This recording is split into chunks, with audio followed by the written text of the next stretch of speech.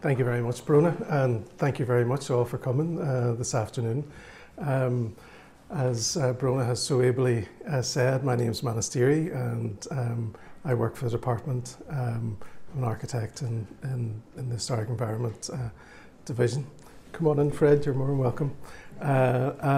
So I'm just going to talk to you really about Gracehill and the Moravian Church Settlements World Heritage Site and our work and involved in that over the years.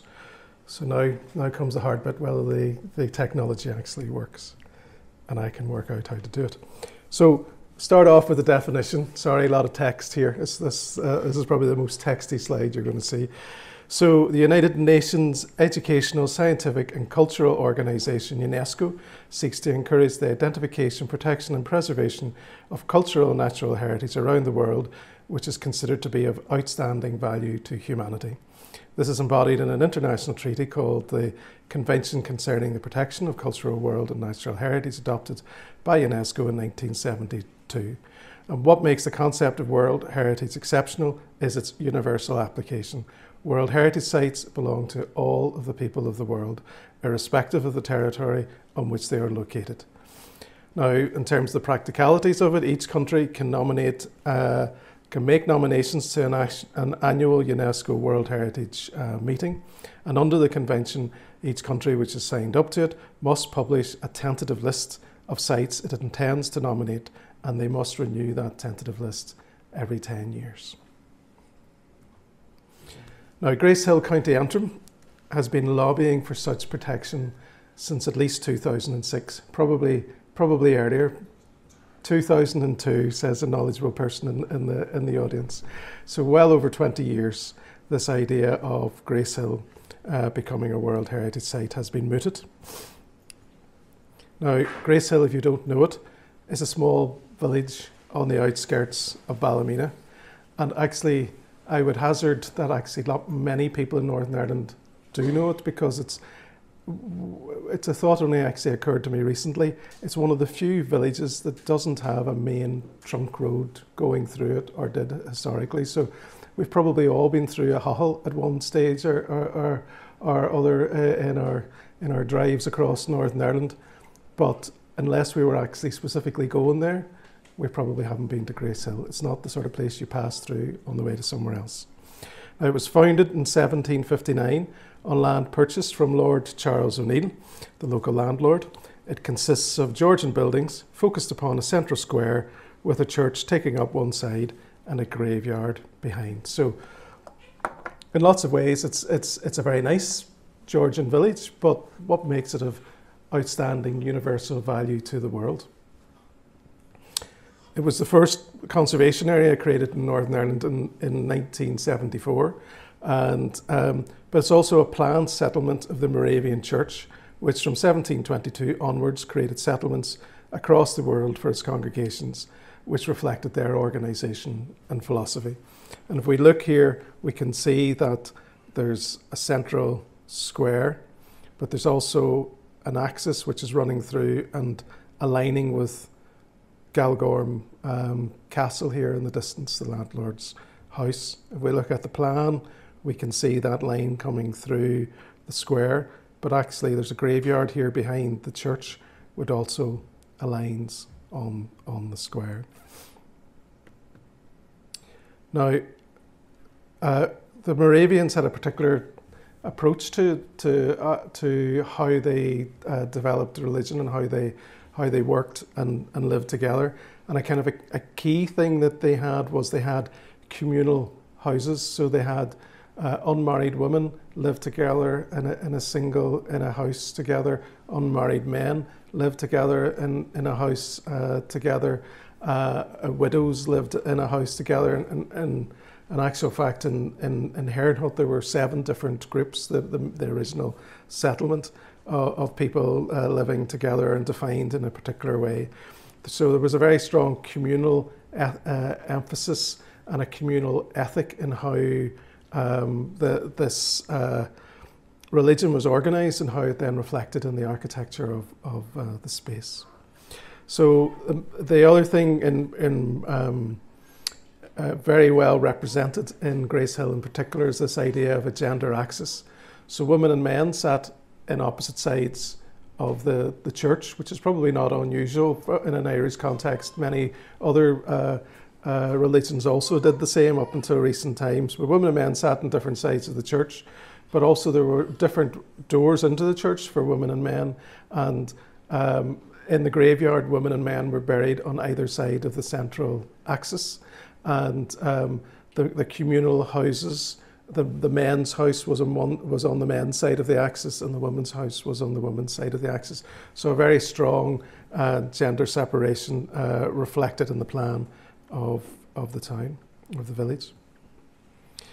So the Moravians also placed a strong emphasis on industry, on education, and also upon equality and tolerance. Women were involved in the working of the church at a very early stage, unlike many religions.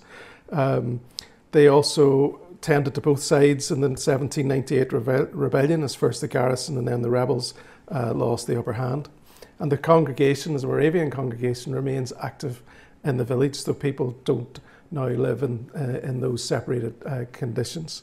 And there's still a school. There's a long history of education in the Moravian villages and in Gracehill as well. There were 6 schools over the years. There were certainly quite a number of schools around, and we can see that across other Moravian sites across the world. When we get to Bethlehem, there's a university in Bethlehem, and that tradition of education within the village still continues. There's a primary school within the village in a new building built in the 1990s. So that's kind of Gracehill in a nutshell. We've got a beautifully conserved village, as you can see. We've got particular characteristics with it which make it slightly different from a normal Georgian village. And in 2011, the UK did something that it hadn't done before, which was, up until then, this idea of the tentative list every 10 years. It was an email to somebody like me in the department saying, what sites do you think should be on our UK tentative list from Northern Ireland? So there was, the Devonish was on it as a potential site, but there hadn't been a huge amount of work done in the intervening 10 years to push that forward. So what they decided in 2011 was for 2 things. There was a worry in the UK government that there were too many World Heritage Sites in the UK generally, that relative to other parts of the world. So America has 25 World Heritage Sites, the UK is 35 or 36. So there's more World Heritage Sites in the UK than there is the whole of the United States. Which, so there's and if you think about the rest of the world, Africa and everywhere else, so from a UNESCO point of view, there's a need to get a balance on the World Heritage List so it reflects all of humanity. And so from a UK point of view, there was also the decision of, well, look, have we got enough World Heritage Sites in the UK? We've got issues in terms of how we're managing it, the resources we're putting into it. Do we really need to be adding other ones on? So the decision in 2011 was to open it out to communities to put forward potential World Heritage Sites for consideration. And in Northern Ireland, there was Derry Council put forward the Derry Walls, the wider around that. There was a proposal to put forward a conservation area, the Malone Conservation Area, from a group. There was a proposal to put forward Gracehill.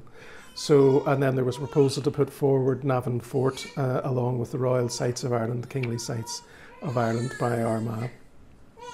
So with regard to Navan Fort and with regard to Gracehill, the committee said the following. The panel concluded that the site should not be nominated on its own.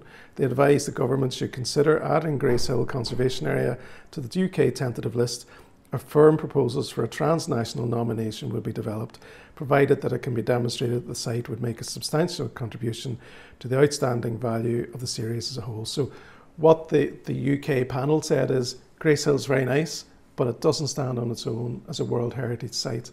But perhaps if such a thing happened, that the Moravian churches all got together and did a transnational, a transboundary nomination reflective of the Moravian churches. There might be something in that. So that was where it was left in 2011. Now in 2016, Christiansveld in Denmark. Now I forgot to say, in 2007 there was a conference held in Gracehill where that sort of transnational discussion was going on. So the Moravian Church, as an internationally based church, was conscious of this particular heritage and brought various people together. So Christiansveld was very interested at that stage in World Heritage Site. And as you can see from this photograph of Christiansveld, it's like Gracehill. You've got a church in the centre, you've got a square, you've got a regularly organised streets. You can take it from me, there are the choir houses, as they're called, for the unmarried men and unmarried women. So very similar sorts of arrangements, but a very clear and coherent and large scale arrangement. So actually a decision was taken in Denmark to go forward on its own with Christiansveld, and Christiansveld was accepted onto the World Heritage List in 2016. So you can see the text there in terms of what was described. So founded in 1773, South Jutland, an example of a planned settlement of the Moravian Church. They're describing it as a Lutheran free congregation centred in HERoNI in Saxony. Town planned to represent a Protestant urban ideal constructed around a central church square. The architecture is homogeneous and unadorned. The democratic organisation of the Moravian Church, with its pioneering egalitarian philosophy, is expressed in its humanistic town planning. Settlements plan opens onto agricultural land and includes important buildings for the common welfare, such as the large communal houses. And the buildings are still in use, and many are still owned by the local Moravian Church community. So one of the other things that UNESCO said in 2016 was they said that we see the inscription of Christiansveld as the first part of a potential future transnational nomination. So that left the door open for somebody to go and consider bringing other Moravian settlements into it. Saxony, where HERoNI is located, as a rural part of former East Germany, grasped the opportunity to potentially bring HERoNI and maybe some others into the mix. They commissioned a comparative study of all of the Moravian settlements around the world, and 200 sites were visited. The United States came in fairly early into supporting that approach, and you can see here, I suppose, the map shows a selection of the sites across Central Europe, Czechoslovakia, and Germany and Poland, and there you see some of the examples of the settlements looked at. Kongsfeld in Baden-Württemberg in Germany, Salem in North Carolina, and Fulneck in England. And Fulneck is it's interesting that it kind of follows the ridge along a valley, so it's drawn out along a straight line, but all of the same buildings are all there. And as you can see, it's also in the Georgian style, as you would expect from the British Isles. So the comparative study identified the following as the key sites of the Moravian settlements worldwide. So obviously Christiansveld is the best preserved example already on the World Heritage List. HERoNI as the mother settlement, the first Moravian settlement in 1722.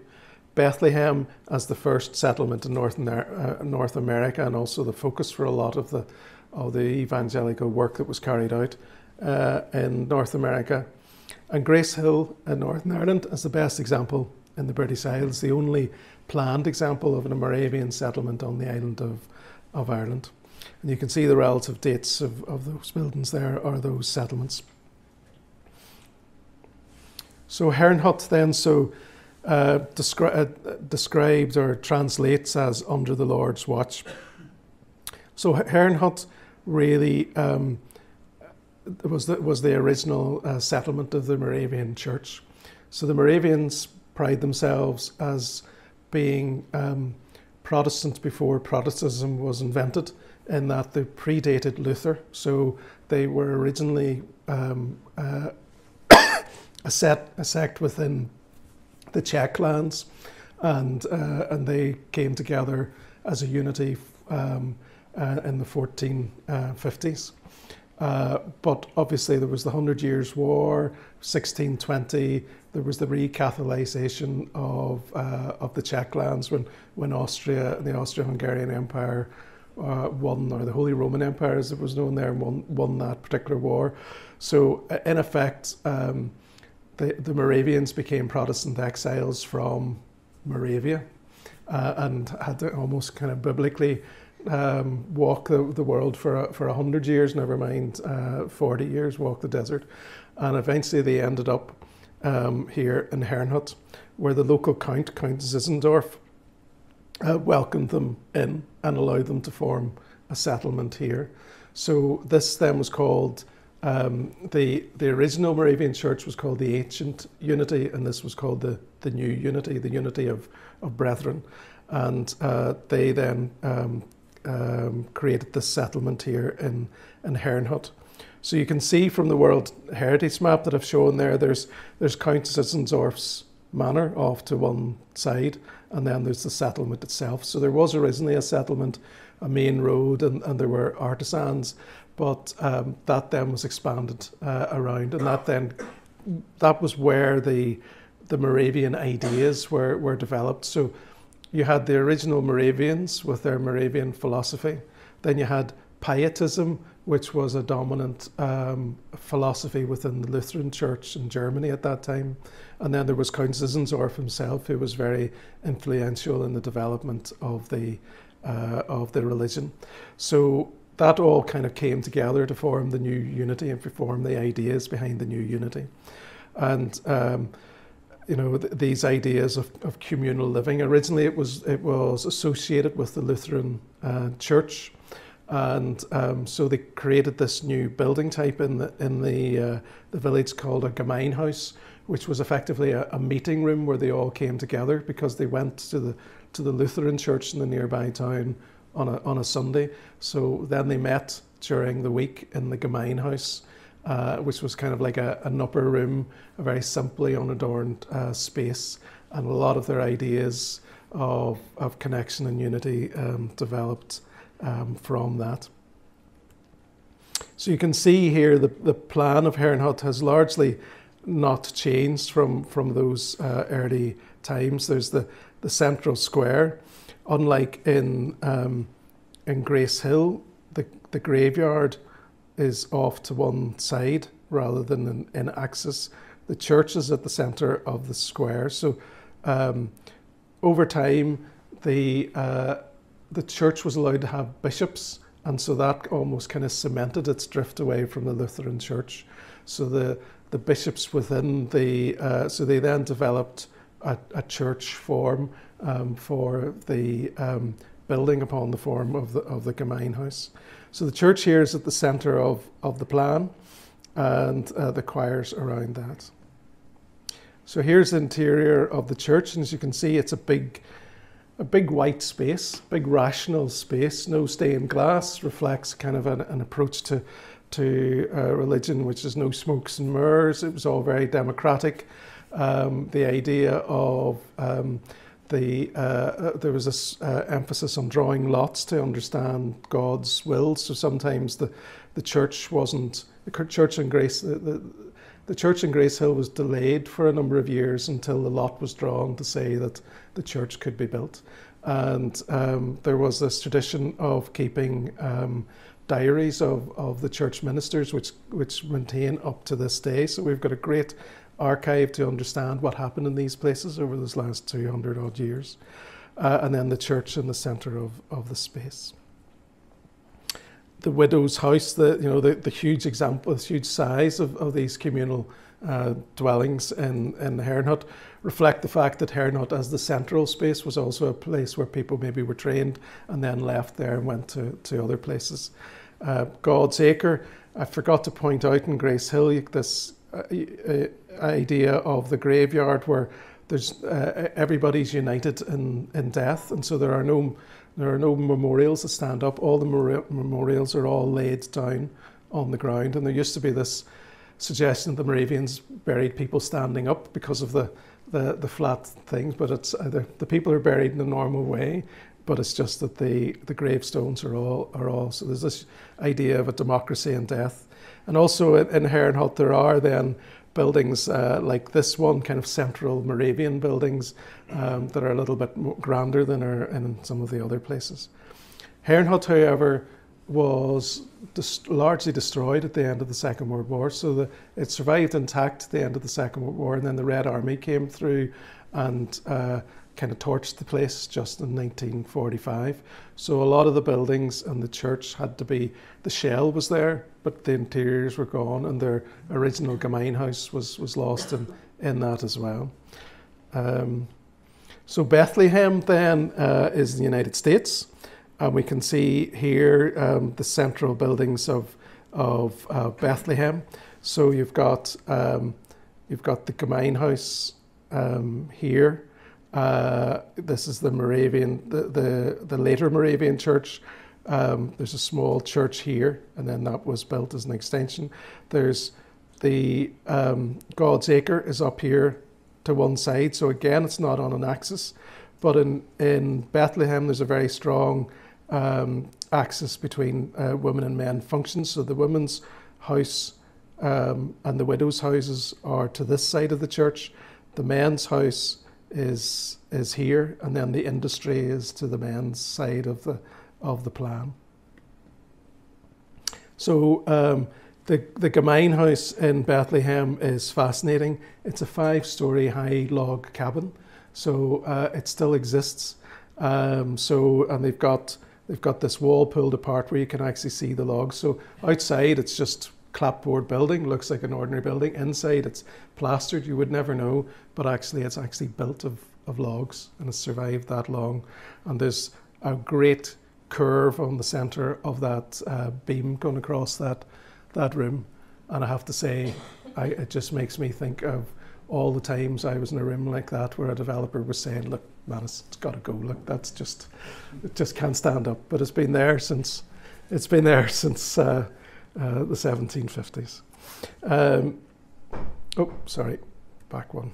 So inside the main church in Bethlehem, you can see kind of a similar space to the one in HERoNI, a large white space, unadorned, glass, rational. And then the God's Acre in Bethlehem, again, these headstones laid on the thing, and the industrial area and the men's house. So I suppose just to say as well, so the idea so we had this religion in HERoNI, it then expanded across Europe. They deliberately lobbied King George to come into the British Empire because their idea of their mission was to go to places where people hadn't received the word of God. So they wanted to go out into the colonies. They wanted to go out to places like the Caribbean, and so they wanted to get into the UK. So they were accepted into the UK, and then they did a number of settlements in England, came across to Ireland, and again went to the most remote part up to the north. Gracehill then was an amalgamation of a number of settlements when they were able to then buy the plot of land from the local landowner. So after the survey had been done of all of the sites and the identification of the sites, all 4 of the sites, or the 3 sites that weren't on the World Heritage List, then came together, drew up a memorandum of understanding between each other, and pulled their resources to commission a World Heritage consultant, somebody who had a track record of successful World Heritage nominations in 13 other sites beforehand. And so they met monthly online from 2019. They worked together to develop and pay for the nomination document, and they had face-to-face meetings at all 4 component parts, because the consultant was very emphasised again and again, Gracehill is not a World Heritage Site on its own. This is a transnational World Heritage Site. They stand and fall together. All of the people in the sites need to understand the other sites. They need to have visited, or the key people need to have visited the other sites. They need to understand that, and they need to be presented as a single thing. So if there's a dodgy planning application which causes Bethlehem to fall off the World Heritage List, then Gracehill falls off the World Heritage List with it. So it's really important that there's that connection and understanding between the sites. Our involvement then was, we kind of relied upon the 2011 guidance of DCMS to say, once another country is willing to proceed to the transnational list, we as the UK will become involved. So we, from a Northern Ireland government perspective, you can imagine there's lots of people come to us all the time saying, will you give us money and resources to help our nomination to the World Heritage List? We all know we've got limited resources, so we had to be very careful about when we joined. So once the US had formally written to the UK to say that the US was willing to take this forward, we then became involved in supporting Gracehill. We provided some financial support in terms of their contribution to the nomination document. The local council also did the same, but the local community also contributed to the costs as well. In 2021, it was added to the UK tentative list. So again, the UK was as good as its word. In 2011, the case was made, and so then the nomination went on, and you can see the description there from 2021 by DCMS. 22 was the turn of Gracehill to welcome the people from the other sites from Germany and from the US, and to talk through part of the nomination document. And we also became part of the local coordination group. So there's this transnational coordination going on at a monthly basis, but also then thinking about, well, what's going to be the implications for Gracehill if this actually happens, and coming together to think about that, and also think about how is the local community involved in this, and how is the local community made aware of this. One, from a point of view of what's this going to mean for my property in terms of, is it going to be extra planning controls, etc., etc. But two, in terms of appreciating and understanding what we have here and why it should be considered of such importance. So there were a number of public meetings that were held, and the Gracehill Old School Development Trust, renamed the Gracehill Trust, were very good in that kind of outreach and lobbying local politicians and making sure that people were aware of this as we went forward. We also then kind of had conversations with the Galgorm group and Galgorm Castle, because one of the key issues, which we'll talk about later, is visitors to the site, and nearby to the site is Galgorm Castle, which has been taken on by the Galgorm group to convert into a hotel. So there's parking there that we can potentially make use of in terms of facilitating access to the village. So another thing that we looked at was the site boundary and the buffer zone. So these are two maps, one from 1763 and one from 1820. And in the 1763 map, you can see the layout of the proposed, of the settlement, of the recently constructed settlement, or the settlement that's in construction at that particular point in time. But you can also see the kind of the haphazard field boundaries which predate the settlement. When you come to 1820, it's very clear that the fields around the settlement have been organised relative to the grid of Gracehill. So the the land around it is owned by the Moravians. It's part of the economic development of the village. So there's farming, there's industry in terms of weaving on the site. There was a requirement on the site for people who were joining the community to make a commitment to have their children raised with a craft, so that the village could become self-sustaining. And So you can see that in terms of thinking about the wider buffer zone, that the field boundaries are an important part of that heritage. So that was what we proposed as the buffer zone. So the red line is around the World Heritage Site, or what we propose to be the World Heritage Site. So that's around the kind of the key historic buildings in the village and the main square, and then around the God's Acre graveyard. And then the blue line is largely then around those fields that were clearly organised by the Moravians historically. So some of those fields are outside of the sight line. So we initially were talking to the planners and kind of standing at the edge of the red and going, right, well, what can you see? And actually we realised then through some research that our team were involved in, that actually that history was an important justification of where the boundary is. So that comes out to roads. Then along the back here, then there's housing development there, so the line was drawn there. Then this is a main road which comes into Ballymena, and we felt that the character on the other side of the road was so different that it really didn't merit to be included within the site. So then the nomination document had to be developed, and a lot of the meetings that we had, the monthly meetings, were about the slow development and bringing everybody on in terms of the development of the nomination document. A draft was submitted to DCMS, so to the UK authorities, in September 2022. They convened an expert panel which provided criticism and comment on it, and that was then worked in. And then the final document then was submitted to UNESCO in February 2023. So that went through things like the identification of the property, the description, the justification for the inscription relative to the UNESCO standards, the state of conservation of the site, how the site is protected and managed, how we'll be monitoring, what documentation justifies it, and then contact information, and then signatures on behalf of the state's parties. And obviously this is signed by the Secretary of State of DCMS because it's going from the UK rather than going from Northern Ireland. So it's international heritage. And we do have a copy of the document that you can see in the HERoNI library.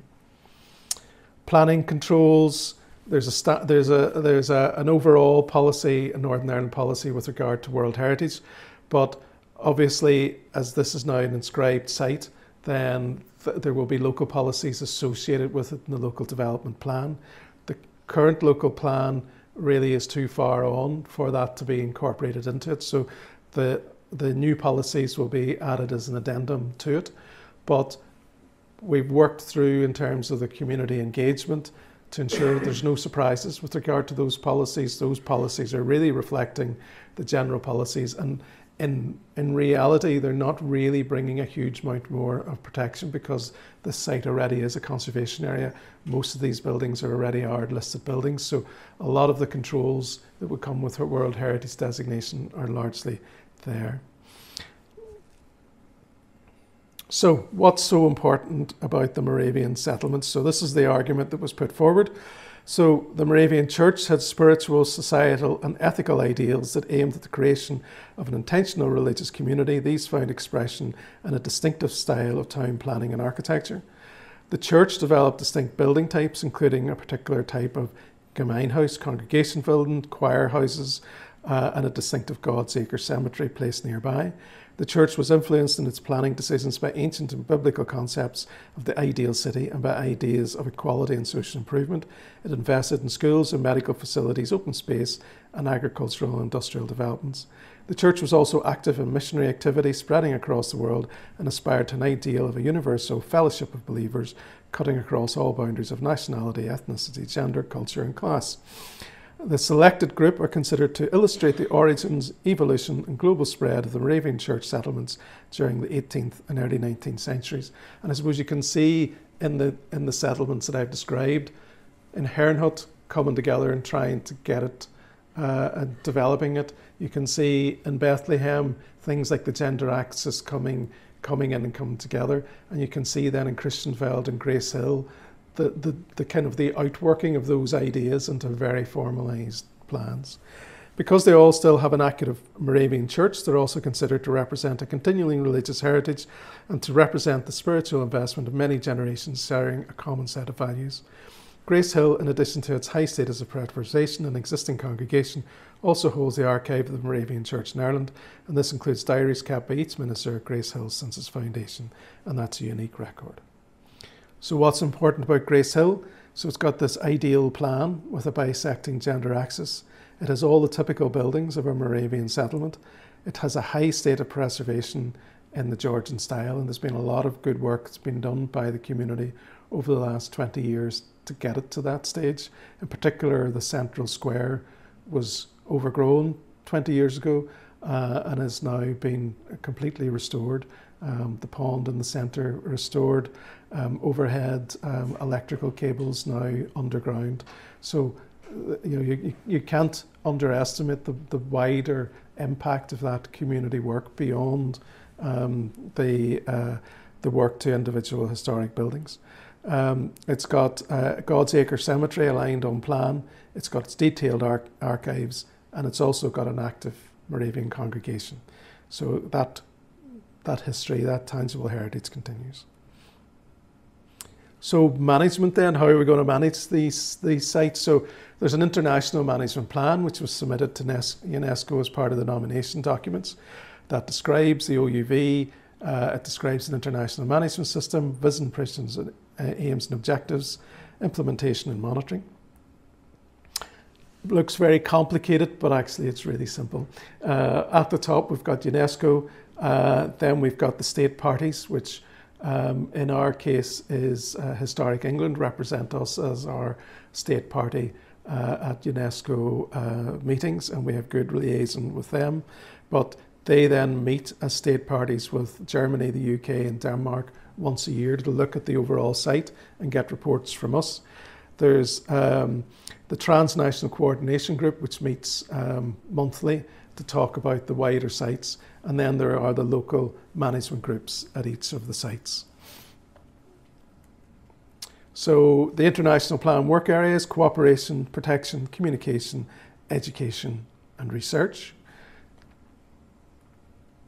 ICOMOS visited in July 23, so basically as part of the consideration for nomination there has to be a technical report done by ICOMOS, who write that report and send it to UNESCO. And so Lars here on the end was tasked with going and visited all 4 sites over the month of July last year, and then having a final meeting then in HERoNI. And he considered the application made, he considered the boundaries, and he then drew up a report which then was shared with us. We had a chance to respond to that. It was largely positive, but there were a few things that were in it, and we then responded to that. So local management then, a local management plan then has been developed as well. That didn't have to be submitted to UNESCO, but it obviously follows through from the principles of the international management plan. So again, it describes the OU of the site, the management system, principles, aims, actions, threats and monitoring. But it also gives us an opportunity to write that in language which is not UNESCO speak, if you know what I mean. The nomination document has to be written in an international way that is appealing to the people who are considering it in UNESCO, who are a particular group of people. A local management plan needs to appeal to a completely different audience, which is the local community. So it has to be written in a different way. So I wouldn't say we've been successful in that, but we've tried our best to kind of bring that in better and more communicatable language. So the proposed actions on that are coordination, the protection and preservation and conservation of the tangible outstanding universal value. So that's the buildings, that's the things, that's the nature, but also the protection and conservation of the Moravian archive as well, which is an important part of the outstanding universal value. And also the intangible outstanding universal value, the traditions of the church, how the place is used, to make sure that if there's mass tourism to this site, that the church and the local traditions are not kind of wiped out as part of that, so to be cognizant of that. And one of the things we realised when we were talking about the tangible outstanding universal value, that it's not just the sort of stuff that we historically have been interested in from a HED point of view, which is the buildings, but also the stuff that's inside the buildings. You know, we talked about craftspeople being deliberately encouraged. There could be bookcases and pianos, and there could be things associated with the blacksmiths, things that we don't actually know. So one of our first actions is to draw up an inventory of what's in the village that is associated with the Moravians, so that we can understand that and consider how that's managed.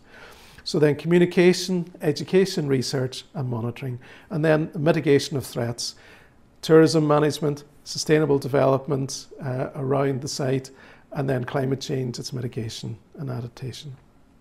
So I'm not going to go too much into that, apart from really just to talk about the sustainable tourism management. Any of you who know Gracehill, at 2 o'clock every day, the school gets out, the primary school gets out, and it's gridlock already, never mind extra tourists coming along. Everybody's coming along in their cars to pick up their kids. And then it's beautiful and calm, the rest of the thing, but there's a real issue with potentially lots of people starting to come and the character of the place being lost. And so the idea really is to use the Galgorm estate, which has a beautiful big garden centre with a huge big car park and toilets, importantly, and a tea room, importantly, as a place to go and then walk from there along a path through the woods, with an opportunity to kind of tell you the story as you're walking towards the site, and then across and into the site. So originally we were thinking about going up through the gender access, so coming across through the site, coming across a bridge and coming up through the gender access. But we were advised that that's potentially interfering with the outstanding universal value of the site in terms of an intervention. So what we're proposing now is to come up along the side of the field and be a bit more, you know, leave the deliberate design decisions of the predecessors in one place. So the council have £250,000, which they are investing at present in doing that path across, which is great. So feedback from ICOMOS then. ICOMOS felt that we should extend the buffer zone slightly, and they also felt that we should extend the World Heritage Site as well, so that the 2 green fields down to the river are now included in the World Heritage Site. And there was no issue with that in terms of the owners, because the owner of those 2 green fields is the chair of the local community group, so he was more than happy to be part of that. A bit more controversial from our point of view was to bring the line across the road into what is a 1950s housing estate on the other side of the road. If you're in that 1950s housing estate, what does that mean for you? But actually the reality is that's built. There's not going to be massive change to that housing estate really, and it's about how changes impact upon the character of the World Heritage Site. So if somebody wants to knock down the housing estate and build a big tower block, well then that's when it becomes an issue. So we agreed with those proposals, and the World Heritage Site has been slightly increased in size. So then there was a final decision this July at UNESCO, and I'm glad to say, as you probably know already, that the Moravian settlements was accepted onto the World Heritage list. And that was in Delhi in India. And then there was a formal inscription event in Bethlehem in October. The US, who had led the bid, and actually the US withdrew from UNESCO during the Trump presidency and had to rejoin UNESCO all over again at a significant cost. And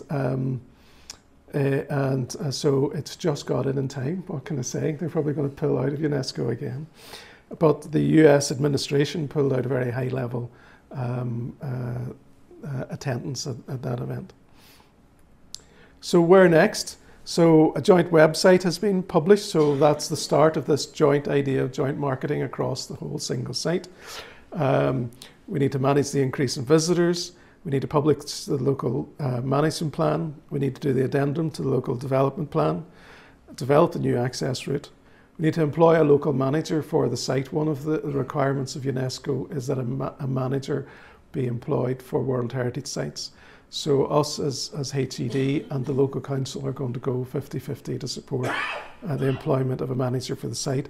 And that's not going to be an easy task to get a manager, because the skills that manager will have to have are quite wide-ranging, from conservation to community engagement, and so it'll be an important role to get right. There'll be regular meetings of the local group and the transnational group, and we'll try and manage Northern Ireland's first cultural World Heritage site. It's just to see its outstanding universal value. And how are we going to fund it? The important thing, we're going to try and fund it through partnership. District Council, Galgorm Estate, ourselves, the local community, and can we think about income generation initiatives as we move forward into the future? We shall see. So, thank you, and I'm happy to take questions in the 15 minutes that's left.